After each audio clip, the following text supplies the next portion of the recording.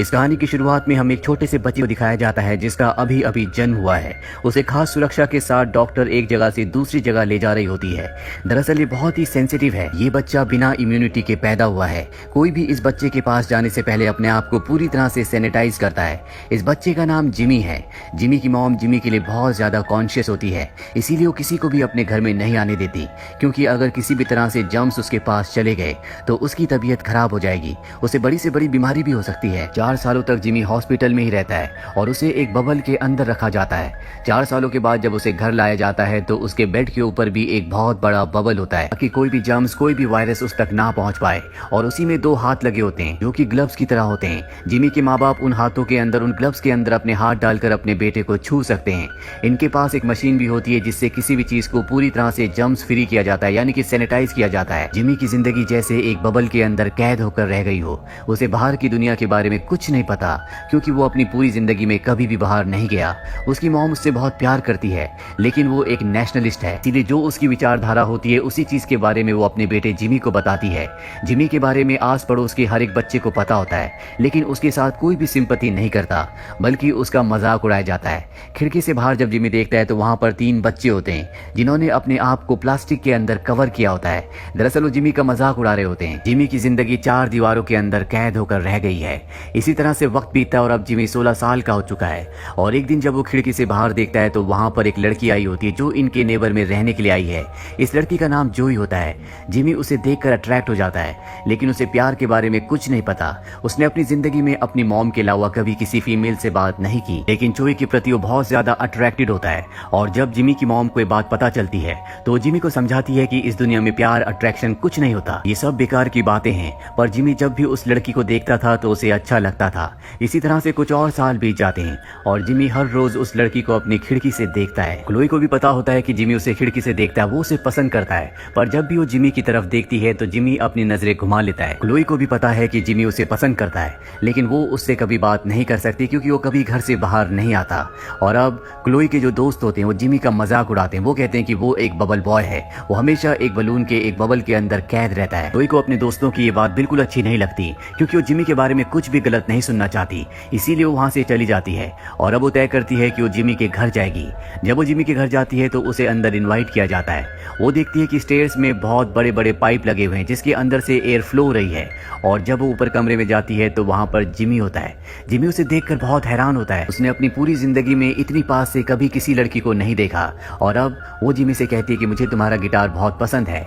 जिसके बाद जिमी उसे अपना गिटार देता है और उसके बबल के बाहर जो हैंड शेप ग्लव्स होते हैं उनमें अपना हाथ डालकर वो उसे गिटार बजाना सिखाता है। इसके बाद क्लोई हर रोज यहाँ पर आना शुरू कर देती है। इन दोनों की दोस्ती हो जाती है। जिमी की मॉम को ये बिल्कुल पसंद नहीं होता, पर जिमी अब बड़ा हो चुका है इसीलिए वो मना नहीं कर सकती। इनकी दोस्ती जैसे जैसे बढ़ रही होती है, जिमी की जिंदगी में खुशियां आ रही होती है। हैलोवीन के दिन यहाँ पर क्लोई कुछ बच्चों को लाती है। जिमी को पहली बार एहसास होता है कि हैलोवीन की पार्टी क्या होती है। अब ये दोनों एक दूसरे से प्यार करने लगे हैं। ये एक दूसरे के बिना नहीं रह सकते। एक रात को क्लोई ड्रिंक कर लेती है और जिमी से कहती है कि मैं बबल के अंदर आना चाहती हूँ, मैं तुमसे दूर नहीं रह सकती। जिमी उसे अंदर नहीं आने देता, जिस बात से उसे बहुत बुरा लगता है और वहां से चली जाती है। साथ ही उसे ये भी समझ में आ जाता है कि जिमी की और उसकी जिंदगी अलग है, ये दोनों कभी एक नहीं हो सकते। इसीलिए वो एक लड़के से एंगेजमेंट कर लेती है। वो जिमी के पास जाती है और उसे अपनी एंगेजमेंट रिंग दिखाती है। हालांकि जिमी को बहुत दुख होता है, लेकिन वो अपना दुख अपने चेहरे पर नहीं आने देता। बहुत जल्दी अब क्लोई की शादी होने वाली है। हालांकि उसे भी इस बात का दुख है क्योंकि वो जिमी से प्यार करती है। जिमी को उसने एक गिनी पिग भी दिया होता है जो जिमी की तरह एक बबल के अंदर बंद होता है। जिमी उसके गिनी पिग को उसे वापस कर देता है। क्लोई ने उसे यहाँ पर एक गिफ्ट भी दिया होता है और जब क्लोई के जाने के बाद वो उस गिफ्ट को खोलता है तो ये एक स्नो ग्लोब होता है जिसके अंदर लिखा होता है आई लव यू, जिसे देखकर उसे बहुत खुशी होती है।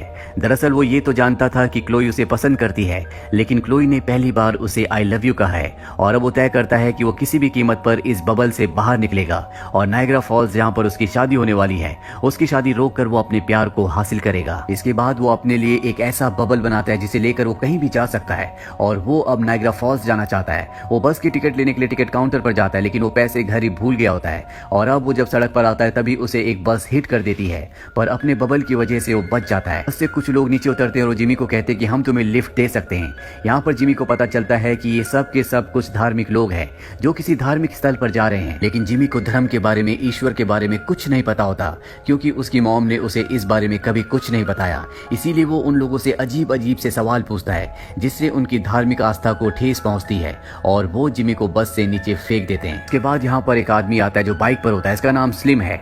जिमी उसे अपनी जिंदगी के बारे में, अपने प्यार के बारे में बताता है, जिससे वो बहुत ज्यादा इमोशनल हो जाता है और वो भी जिमी को अपनी एक्स गर्लफ्रेंड के बारे में बताता है और अब वो जिमी को अपने साथ अपनी बाइक में बैठाकर उसके आगे के सफर पर ले चलता है। वहीं हमें उस धार्मिक ग्रुप को दिखाया जाता है जो अब उस जगह पहुंच चुके हैं जहां पर उनके धार्मिक गुरु हैं। वो उन सबको पत्थर के ऊपर एक चित्र दिखाते हैं जिसके चारों तरफ उसी तरह का एक सर्कल होता है जिस तरह का जिमी के चारों तरफ उसका सुरक्षा बलून था, और वो बताते हैं कि ये कोई आम इंसान नहीं है बल्कि ईश्वर ने इसे हमारी दुनिया में भेजा है, इसे इंसानों की मदद की जरूरत है।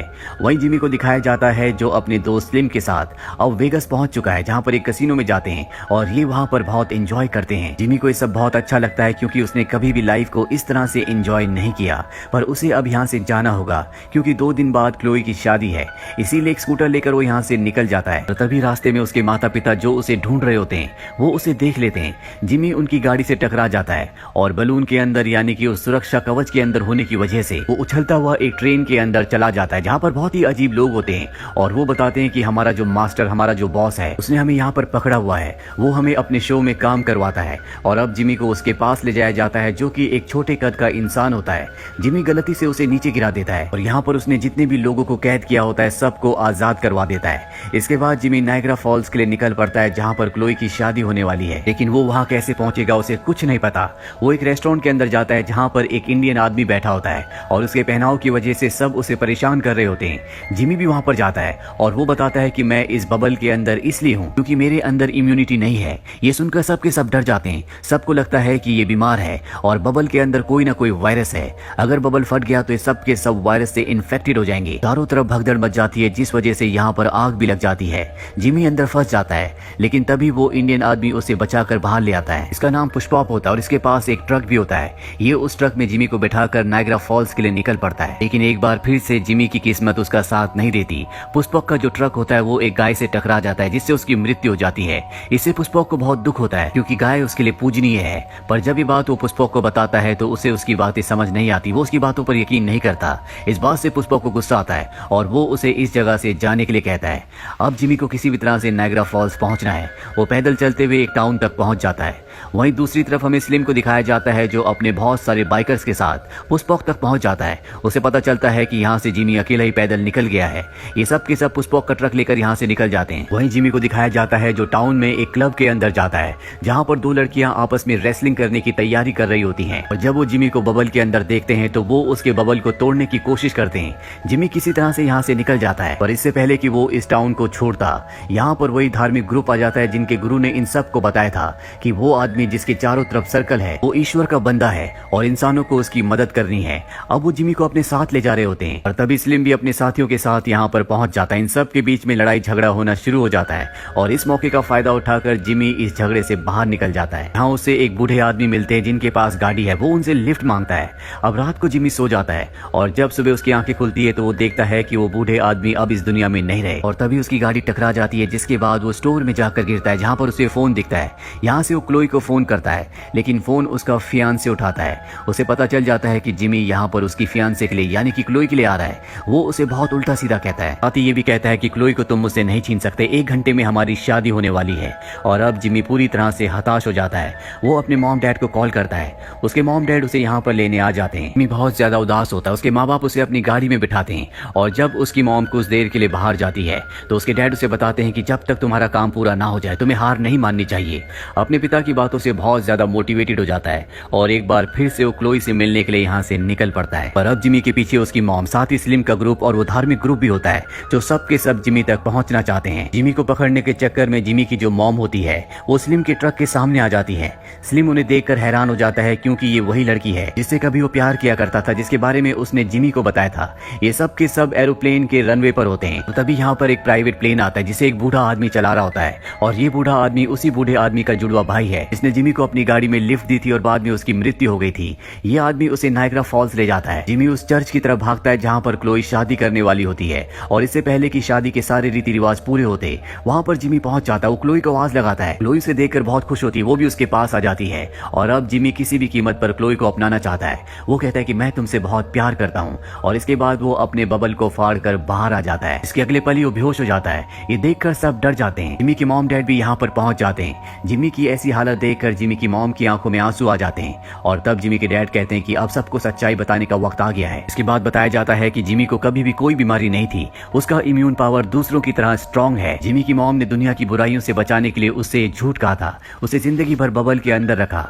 हालांकि वो अपने बेटे से बहुत प्यार भी करती है और अब जिमी भी होश में आ जाता है, जिसके बाद वो अपनी मॉम को माफ कर देता है। कुछ दिनों के बाद जिमी की और क्लोई की शादी हो जाती है और इनकी शादी में वो हर कोई इंसान आता है जो जिमी को उसके सफर पर मिला था। साथ ही स्लिम जो किसी जमाने में जिमी की मॉम से प्यार किया करता था, अब वो जिमी की मॉम के साथ जिमी के डैड का भी दोस्त बन चुका है। इसी के साथ ये कहानी यहीं पर खत्म हो जाती है। ये फिल्म ईयर 2001 में रिलीज हुई थी। IMDb पर इसकी रेटिंग है 5.6। उम्मीद करते हैं कि ये कहानी आपको पसंद